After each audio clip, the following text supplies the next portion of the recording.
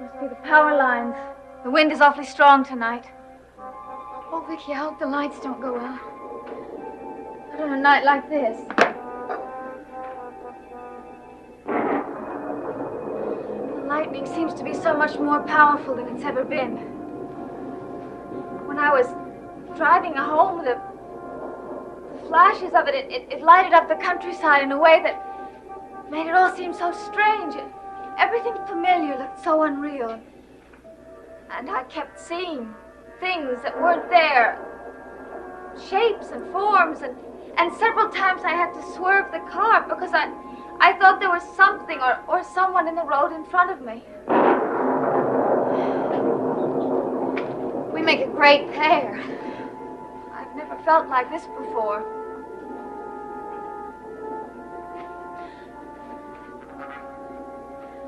Vicky? The lines must have gone down. Vicky, I don't think I can stand it. Yes, you can. Now, the lights are going to come on again soon. But in the meantime, let's get some candles lit.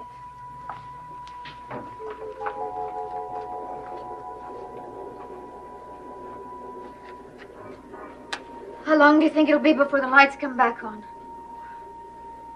I have no idea.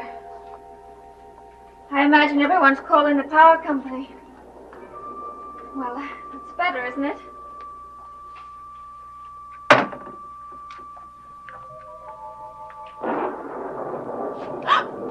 What's the matter?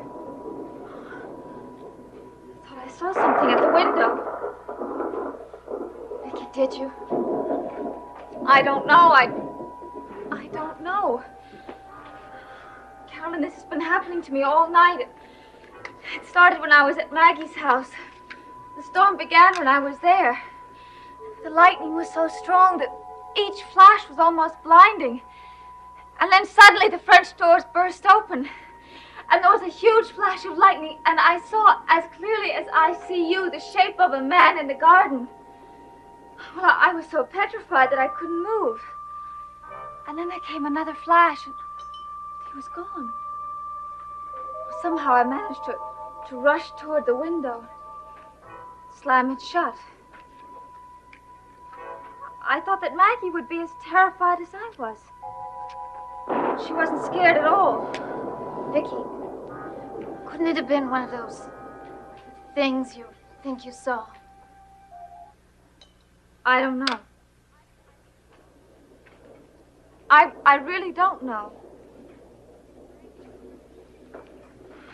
Maggie would surely have seen it, too. Yes, I suppose so. Oh, me and my imagination.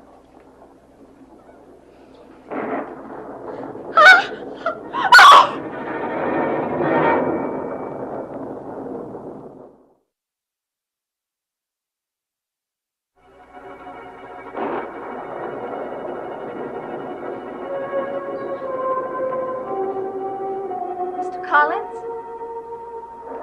I'm terribly sorry if I startled you. I knocked, but the thunder must have drowned the sound. May I come in?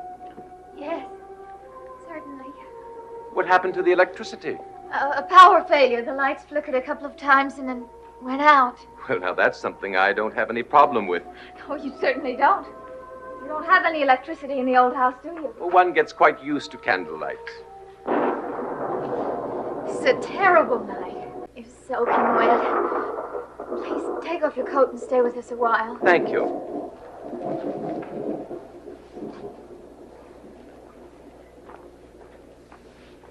Does the storm disturb you? Tonight it does. You know, this is an exquisite room. How wonderful to see it this way, by candlelight, the way it was designed to be seen. Well, it is very romantic, but I think I could do without the lightning. Well, surely you're used to the storms. I'll never get used to them. There have been worse storms here. Storms that have made people huddle in these very rooms and in the rooms of the old house, such as we're doing right now. The hurricane winds pound at the foundations and tear at the roof, making unearthly sounds. It seemed as if the winds and the lightning converged on the Collins property. It was known that the storm would be at its most ferocious up here. Why would that happen? No one could ever explain it. Perhaps it was the contour of the land. But it was a place to be avoided in time of storm.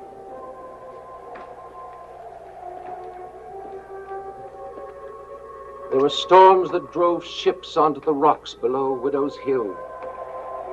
The great masts snapping, the decks awash with the foaming sea. The cries of men being swept overboard, never to be seen again, but forever mourned by their widows. Listen, hear that? The wind? Yes, sorrowful sound. The sound of grieving, of hopelessness and despair. There were times when the moaning of the winds could be confused with the cries of the widows keeping their endless vigil.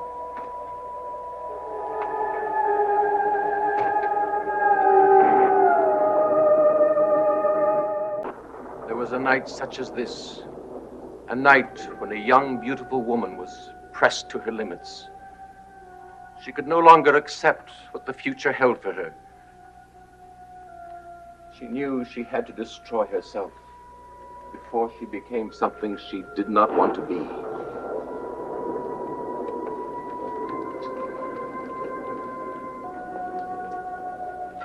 She had quarreled with her lover.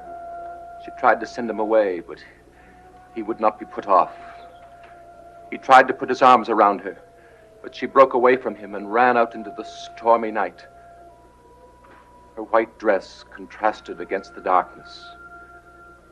He ran after her as she headed for the one place on earth that seemed to be designed for the termination of life.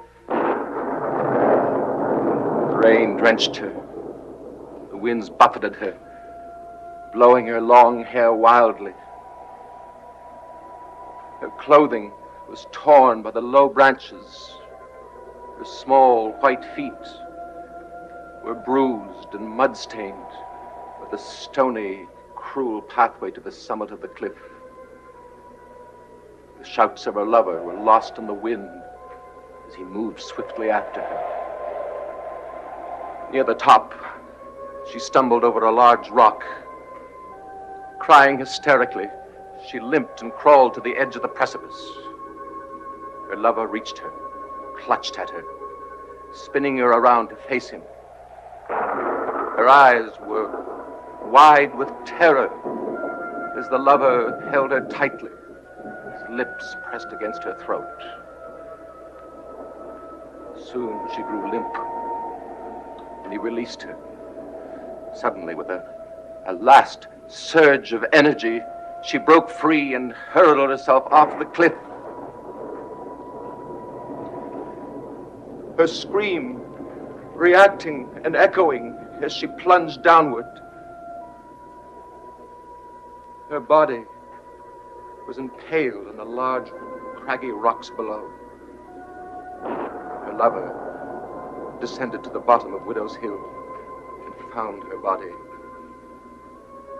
broken, lifeless, bloodless. As violent as her death was, the expression on her face was one of serenity, as if this were the best possible ending to her life. I don't want to hear any more. Did my story startle you?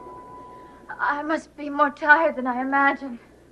I'm terribly sorry. I certainly didn't intend to tell it. No, it's all right. Your familiarity with the past is a little too vivid for me. Excuse me. Good night. Good night. Night. But I hope my story didn't affect you in the same way. No. As a matter of fact, it aroused my curiosity. Did it? It was a true story, wasn't it? Every word. There was a a part when you talked about the time when her lover found her body at the bottom of Widow's Hill. You described the body as being bloodless. Did I? I wasn't aware of it. Yes. I heard you say it very clearly and very distinctly. Why did you choose that word? Because that was the way the scene was described to me. I can offer no explanation beyond that. But tell me, why do you react to that word? Because there have been certain recent occurrences that are very similar. There were the animals that died. They were drained of blood. And Willie Loomis and now Maggie Evans have lost a great deal of blood, and no one knows how. That's why I reacted to your story. Well, my story took place well over a century ago. I know that. But it's so strange. As strange as the things that have happened to Maggie Evans. Such as? Such as, why was she sleepwalking in the cemetery? Have you any idea? No, none. I would never have thought to look for her there if I hadn't gotten the phone call. Phone call? Yes. We'd searched everywhere for her. And then I got a phone call from someone who said that she was there in the cemetery and to hurry. Who called? I don't know. He wouldn't say who he was, and I couldn't recognize the voice. Yes. I wonder who could it be. But at any rate, whatever's wrong with Maggie, I don't think we're going to find out what it is by any logical process. You're a very clever girl, Miss Winters. Please take care that what happened to her doesn't happen to you.